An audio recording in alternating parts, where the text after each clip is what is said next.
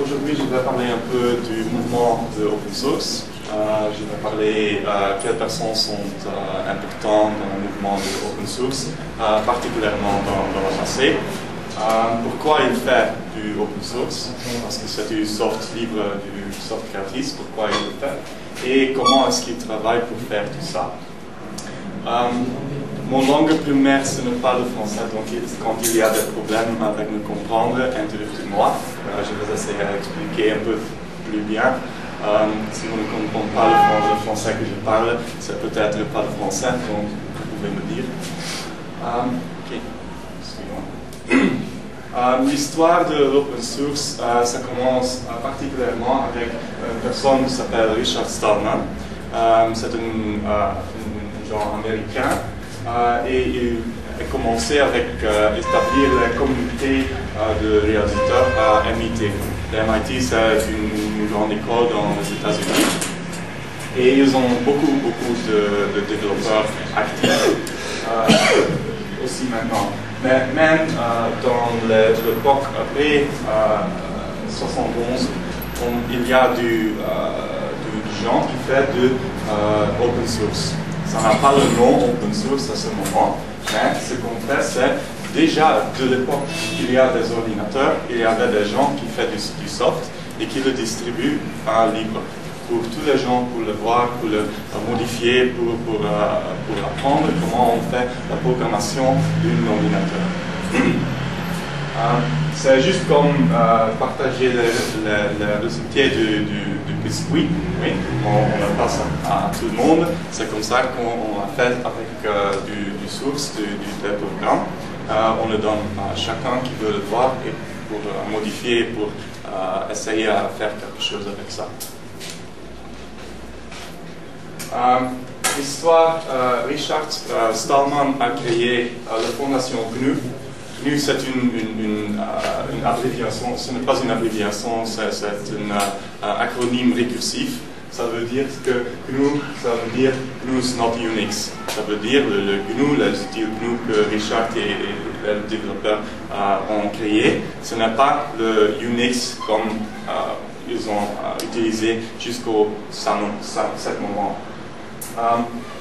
Dans les années 80, il y avait un mouvement spécial, ça veut dire qu'il y a des corporations, des entreprises qui vont faire du logiciel pas libre.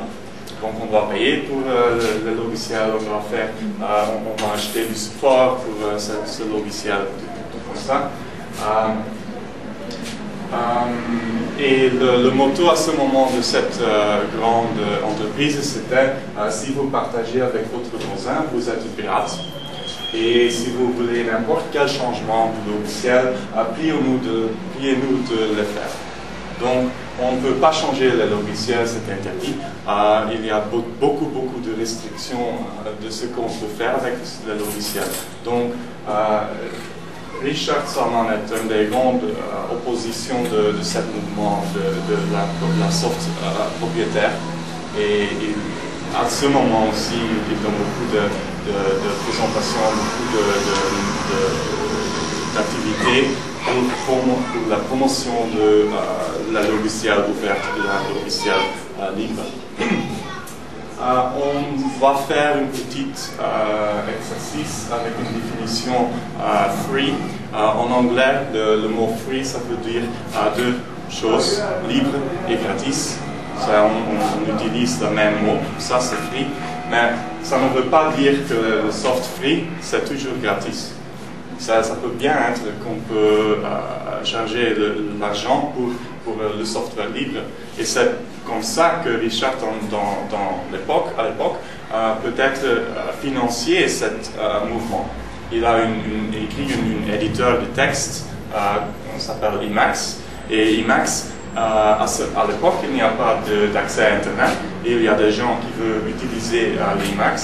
Donc, ce que Richard a fait, il a utilisé des floppies, des disques, il a mis le Emacs sur le disque, il l'a envoyé à des personnes qui veulent utiliser l'Emacs pour un petit changement d'argent. Oui. Donc, comme ça, mais la grande différence, c'est qu'avec l'Emacs, on a aussi le code source, donc on peut modifier l'éditeur Emacs, on peut ajouter des fonctionnalités, et comme ça, ça a commencé à grandir, et beaucoup de gens participent à faire des augmentations et des autres fonctionnalités à l'éditeur Emacs.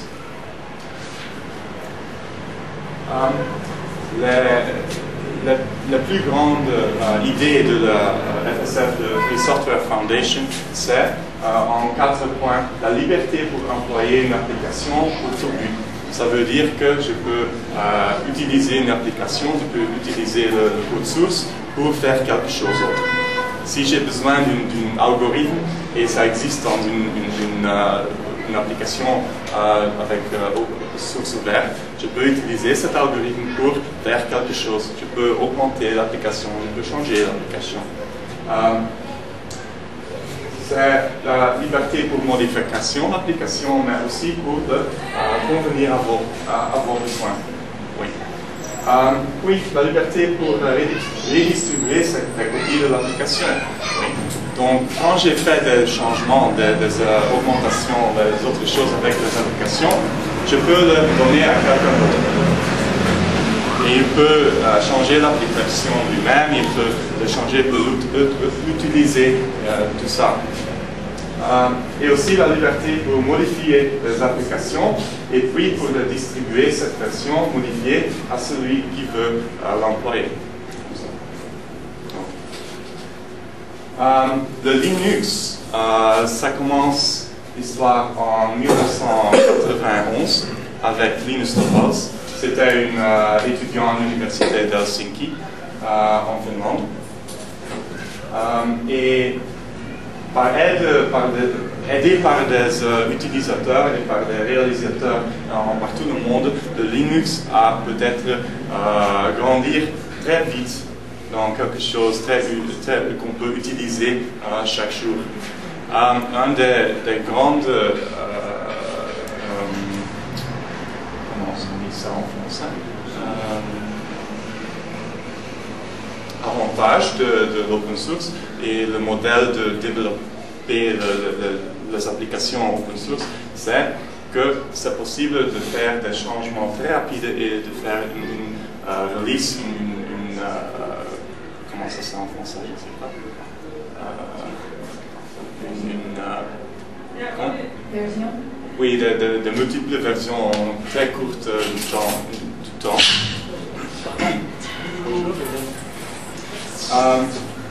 Et le Linux, c'est seulement le kernel, ça veut dire le centre du système d'opération. Ça n'a pas aucune chose à faire avec tous les outils qu'on peut utiliser. Donc, les outils pour surfer le web, les outils pour faire le management de ressources, pour faire du management du fichier, tout ça, ce n'est pas une chose, c'est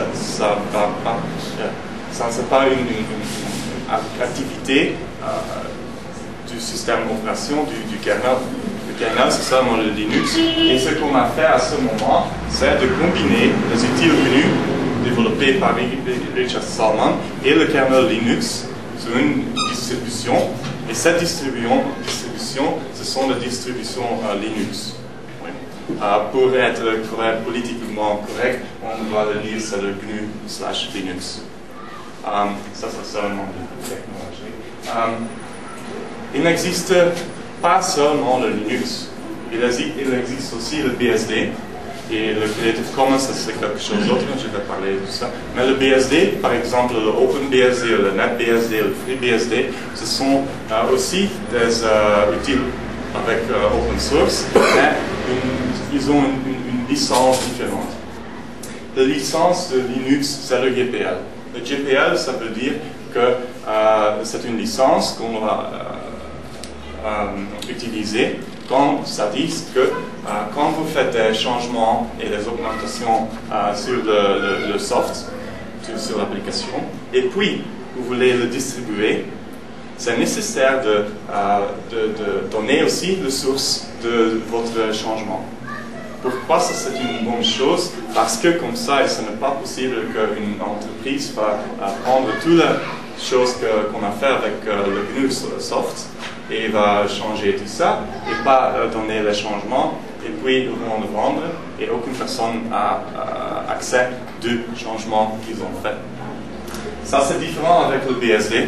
La première version de Windows a une stack TCP/IP embarquée et c'était en base d'une version BSD, d'une distro BSD, et ils n'ont pas réussi à obtenir les changements que Microsoft a fait avec ce code source de BSD. C'est aussi une licence qui est intéressante pour faire des systèmes embarqués. Beaucoup d'entreprises qui veulent faire un système embarqué ou un système minime ou chose comme ça, ils utilisent la licence BSD parce qu'ils ne doivent pas ouvrir leurs changements qu'ils ont fait. Mais quand on voit la rapidité de développement, on peut voir que les logiciels sous licence GPL sont plus développés à ce moment que ce logiciel sous licence BSD. Mais il y a beaucoup d'applications de BSD qui sont vraiment intéressantes, mais on peut les utiliser sous Linux aussi, donc ça c'est pas de problème. Et puis les softs BSD ils ont leur propre application, ils ont leur propre droit d'exister. Qu'est-ce que c'est le Creative Commons? C'est quand je fais du l'art ou du texte et je veux bien que chaque personne peut modifier ce texte ou peut utiliser ce texte dans les autres publications, par exemple, des autres applications. On n'a pas besoin d'obtenir le copyright. On peut justement utiliser ce texte parce que c'est sous Creative Commons. Aussi, le code source sur GPL, il y a du copyright sur cette code. Oui. Et on peut justement utiliser jusqu'au moment que... mais on doit donner comment on dit ça? Dire que, ok, ça vient de cette application, et c'est cette personne qui a créé ça. Creative Commons, c'est plus pour le graphisme, par exemple. Comme ça, on peut utiliser des icônes ou des photos. Comme ça, on peut justement l'utiliser.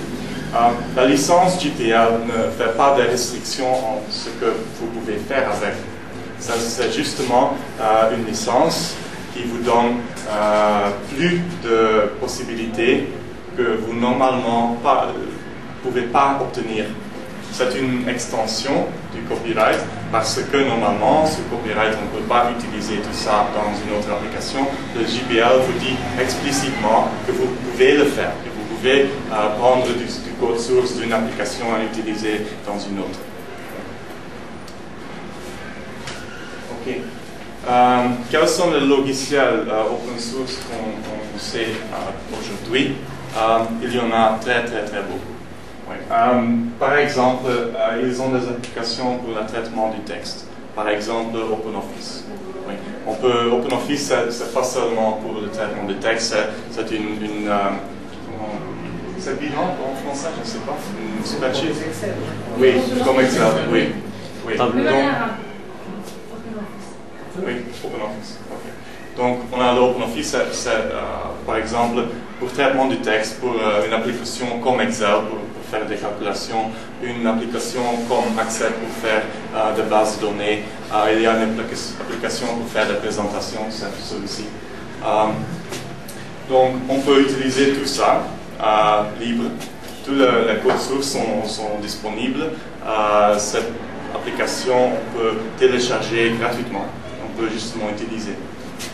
Il n'y a pas de restrictions de licence ou des choses comme ça. On peut justement installer sur tous les ordinateurs que vous avez besoin, sans des extra licences, sans payer Microsoft. Donc, il y a aussi des applications pour faire des graphismes, il y a des applications pour faire des vidéos, pour les audios, tout ça. Et ils sont vraiment utilisés dans l'industrie aujourd'hui. Oui. Ce n'est pas parce qu'ils sont disponibles libres et gratuits qu'ils sont moins performantes que les applications qu'on doit payer. Un bon exemple de ça, ce sont les serveurs du web. À ce moment, plusieurs sites web mondiaux se tournent sur un serveur qui s'appelle Apache. Et Apache, c'est du serveur et il est open source. C'est disponible libre. On peut justement le télécharger et faire un petit site web si tu veux dans votre propre serveur, si tu veux. Oui. On a accès sur tous les codes sources, donc quand vous voulez savoir comment ça marche, cette application, on peut justement télécharger et regarder dedans. Ça, c'est un très important élément que je vais dire un peu plus. Moi, je suis aussi professeur en Finlande. Je donne des cours en les serveurs, les systèmes embarqués, comment développer les logiciels, tout ça. Et c'est une très bonne idée. C'est très bien que j'ai des logiciels si avancés disponibles gratis et avec open source. Je peux télécharger, prendre des petites pièces de code et je vais les donner à mes étudiants pour donc eux peuvent savoir comment ça marche pour un serveur de site web, pour des choses comme ça. Oui. On a aussi des serveurs de base de données très performantes. Par exemple, ici on a MySQL. MySQL, c'est un serveur SQL. C'est une petite serveur MySQL, mais quand on va sur le site web, tous les providers, les ISP, ils ont le MySQL installé pour les sites web. Les sites web qui ont une backend qui se tourne vers un serveur SQL, c'est en 90% c'est un serveur de MySQL. C'est aussi disponible libre, on peut le télécharger, on a le source code, le code source. Le serveur email, un autre très bien exemple. À ce moment, le plusieurs serveurs d'email, c'est peut-être SendMail ou PostFix.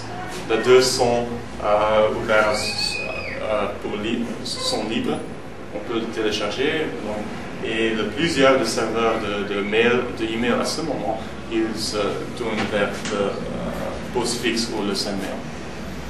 Donc, pourquoi tous les serveurs? Parce que Linux est de base un peu inspiré par Unix et les premières personnes qui vont utiliser le Linux, c'est eux qui veulent tourner des serveurs.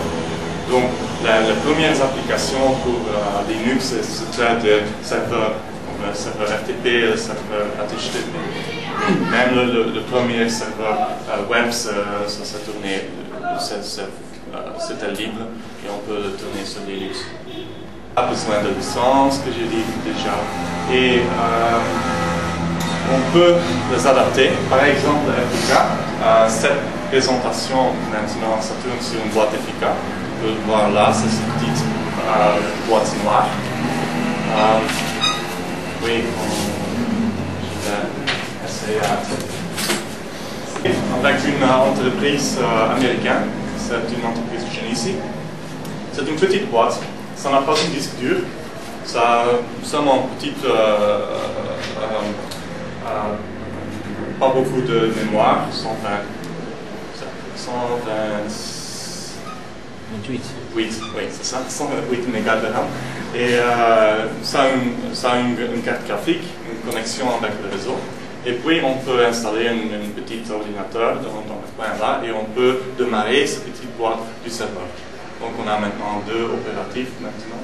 On peut mettre jusqu'à, je pense avec le serveur qu'on a maintenant, on a peut-être qu'on peut rouler 5 sans problème. Et comme ça, pourquoi ceci? Parce que ça n'a pas besoin d'un réfrigérateur. C'est ça, actif. Donc ça peut tourner seulement avec un passif. Ça ne fait pas de bruit.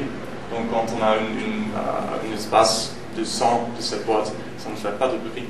Donc c'est mieux que être dans une école avec 20, 30 PC, et ça, j'ai mal à la tête après une leçon là. Donc, c'est une petite boîte comme ça, c'est très durable, pas de problème. Sur ça, on peut rouler le Linux et on peut faire des connexions avec les serveurs d'application, par exemple, par base de Linux. Mais si c'est nécessaire, on peut connecter avec une serveur d'application Windows. On peut faire ça avec une serveur d'application macOS. On fait ça à ce moment pour la poste belge. On va remplacer entre 3 et 5 000 desktop avec des petites boîtes comme ça. Donc ça c'est une des applications, il y en a beaucoup. Quand on a besoin d'un serveur spécifique, par exemple pour mes classes, j'ai besoin d'un serveur de web ou un serveur que j'ai inventé pour les leçons, où on a besoin d'une application spécifique ou pour un desktop pour le traitement du texte, quelque chose comme ça. On peut utiliser le Linux sans problème. Et on peut faire ça tout gratis. Je pense que ok. L'élément social de l'open source, et ça c'est très intéressant. Le Windows, ça a une communauté? Je ne pense pas. Il n'y a pas de personnes qui sont vraiment engagées de développer des logiciels de Windows, de faire des logiciels pour améliorer le Windows. C'est seulement le Microsoft qui le fait, et les autres, ils sont des trucs par Microsoft, par exemple, où il y a des petits groupes de développeurs qui essaient à faire quelque chose, mais ce n'est pas une communauté. Quand on voit Linux et l'open source en général, c'est une vraie communauté. Il y a des communautés de développeurs d'Apache, il y a des développeurs de communautés de Linux, même des serveurs SQL, OpenOffice. Donc, il y a des communautés qui font leur propre distribution de Linux. Oui, on a une présentation dans un instant, je pense, c'est ça. Donc, on peut, la customisation comment ça s'appelle? Customize. Et on peut faire tout ça. Et on a des communautés vraiment qui marchent très bien pour faire des choses avec le logiciel ouvert. On fait des nouveaux développements, des choses comme ça. Un exemple, c'est le powerdeveloper.org. C'est un site web de Genesys qui est la même chose, la même entreprise qui fait des petites boîtes comme ceci. Ils ont une communauté de développeurs de sources ouvertes et ils ont maintenant environ, je pense, en 60 différents pays de développeurs qui fait ça. On avait un programme pour les développeurs et on les a envoyé des boîtes comme ci, ou des cartes mères, comme il y en a devant. On a à peu près, je pense, environ 400 de ces petites cartes mères qu'on a envoyées en tout le monde. Et pour leur donner une plateforme de développer des applications. Et quand vous allez voir sur powerdeveloper.org, tu peux voir comment ça marche, tu peux voir les différents projets, tu peux voir les personnes qui sont là aussi. Une question, pourquoi est-ce qu'il fait ça? Pourquoi est-ce qu'il y a des développeurs qui font ça sans être payés? Oui. Parce que ça c'est un peu étrange, oui, il y a des personnes qui travaillent toute la nuit dans un ordinateur et pour faire du logiciel, et puis ils le donnent à tout ce qu'ils veulent utiliser sans l'argent. Pourquoi? Il y a différents groupes qui le font ça. Une idée c'est de faire quelque chose qui c'est très qu'est-ce que c'est fun? Fun. Qu'est-ce que c'est fun? Original, quelque chose, oui, quelque chose d'intéressant qu'il peut faire. Il aime la programmation, donc il le fait dans le temps libre, dans le week-end. Il aime la programmation, quelque chose de différent de le travail de chaque jour. Et il fait la programmation et oui, il le donne à chacun pour voir s'il y a des personnes intéressées qui veulent améliorer ou qui veulent développer avec. Et comme ça, on peut créer la communauté avec les personnes qui ont les mêmes idées, les idées un peu différentes, mais dans la même ligne. Et ils vont développer des applications parce qu'ils le veulent et parce qu'ils veulent vraiment faire une bonne pièce de logiciel que beaucoup de personnes peuvent utiliser. Pas toutes les applications open source sont développées par les gens qui ne sont pas payés. Par exemple, IBM, ils ont beaucoup de gens qui travaillent à l'open source, mais ils payent ces personnes pour travailler vers l'open source. Ça, nous, la même chose. Les grandes entreprises qui font ça, justement parce qu'ils ont besoin des améliorations du logiciel, donc ils vont le développer. Et puis, ils le donnent, le changement vers la communauté, et ils peuvent l'utiliser pour faire des autres choses. Oui, ça se passe beaucoup plus aujourd'hui qu'il y a 2 ans, 3 ans même. Donc, il y a beaucoup d'organisations très grandes qui font ça.